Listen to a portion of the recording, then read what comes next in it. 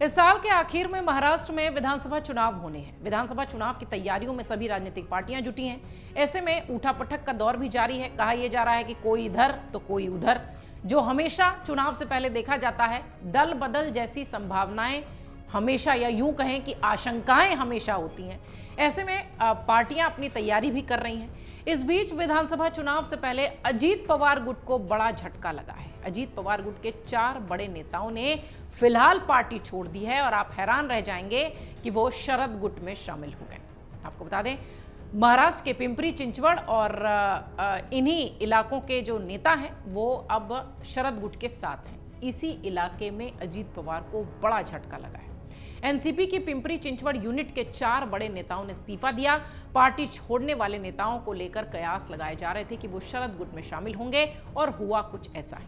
आपको बता दें, एनसीपी अजीत गुट की पिंपरी चिंचवड़ यूनिट के चीफ अजीत गहवाने, एनसीपी पिंपरी चिंचवड़ छात्र विंग के प्रमुख यश साने, पूर्व पार्षद राहुल भोसले और पंकज भालेकर ने फिलहाल पार्टी से इस्तीफा दे दिया है। यानी अजीत पवार की एनसीपी से इस्तीफा दे दिया है और शरद पवार की एनसीपी में वो चले गए।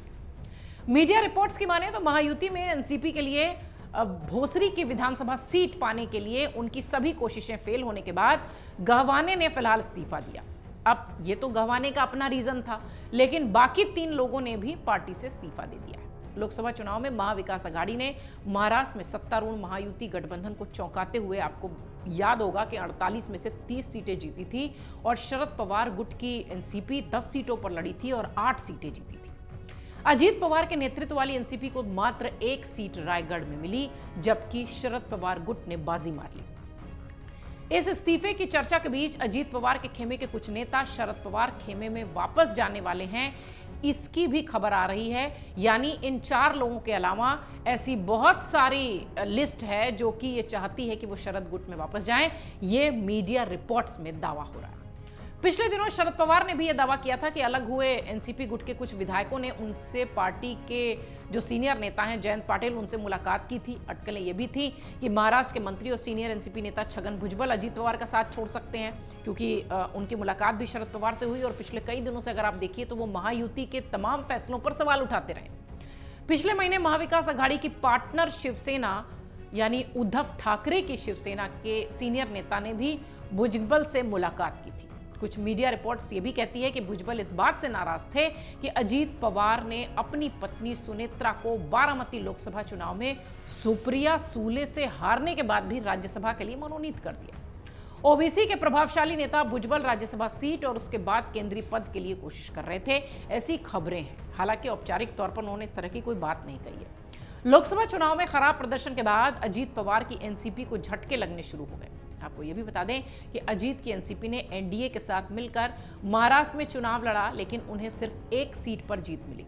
लोकसभा चुनाव के नतीजे के बाद से यह माना जा रहा है कि कई इलाकों में शरद पवार की पकड़ अभी भी मजबूत है और कई नेताओं को अजीत पवार के साथ भविष्य नहीं दिख रहा है।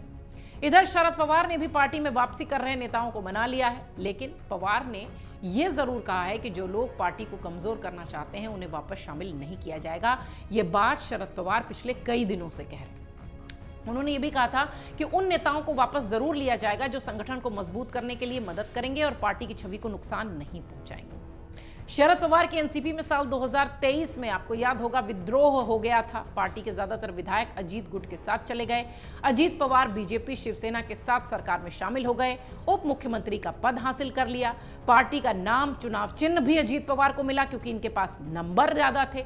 लेकिन जब लोकसभा चुनाव 2024 में अजीत का पहला टेस्ट हुआ तो वो फेल हो गए। उनका प्रदर्शन अच्छा नहीं रहा। लोकसभा के परिणाम के बाद बीजेपी शिवसेना की महायुति में अजीत पवार की एनसीपी की हालत तीसरे नंबर पर चली गई। सवाल भी उठने लगे कि शायद अगर अजीत पवार नहीं आए होते तो महायुति की स्थिति ठीक होती। महायुति से संदर्भ महाराष्ट्र में एनडीए से है। लोकसभा चुनाव परिणाम के बाद महायुति में भी अजीत पवार के खिलाफ आवाजें उठने लगी। जैसा कि अभी हमने बताया कि चुनाव के बाद एक अलग तरीके के स्वर दिखाई देने लगे कि अगर अजीत पवार नहीं आए होते तो शायद ये स्थिति नहीं होती और महाराष्ट्र में नंबर कुछ और होता। शरद पवार और अजीत पवार के बीच पार्टी पर दावे को लेकर लंबी जद्दोजहद चली थी। ये सब हमने आपको अमर उजाला के माध्यम से दिखाया भी था। महाराष्ट्र का पॉलिटिकल क्राइसिस। अंत में चुनाव आयोग ने अजीत पवार खेमे को ही असली एनसीपी मान लिया, क्योंकि जैसा कि हम शुरुआत से कह रहे हैं कि उनके पास नंबर ज्यादा थे। लेकिन चुनावी नतीजों से अजीत पवार की टेंशन अब बढ़ती दिखाई पड़ रही है। अजीत पवार एक तरफ विधानसभा चुनाव की तैयारियों में हैं, वहीं दूसरी तरफ नेताओं की बगावत उनको परेशान कर रही है। और इसमें कोई संदेह नहीं कि विधानसभा चुनाव से पहले अजीत पवार के लिए ये बहुत बड़ा झटका है, जब पिंपरी चिंचवड़ के 4 बड़े नेता अब शरद गुट के साथ दिखाई पड़ रहे हैं। अगर आप ये वीडियो YouTube पर देख रहे हैं तो हमारे चैनल को सब्सक्राइब करें और बेल आइकन को दबाना ना भूलें। अगर आप Facebook पर ये वीडियो देख रहे हैं तो हमारे पेज को लाइक करें।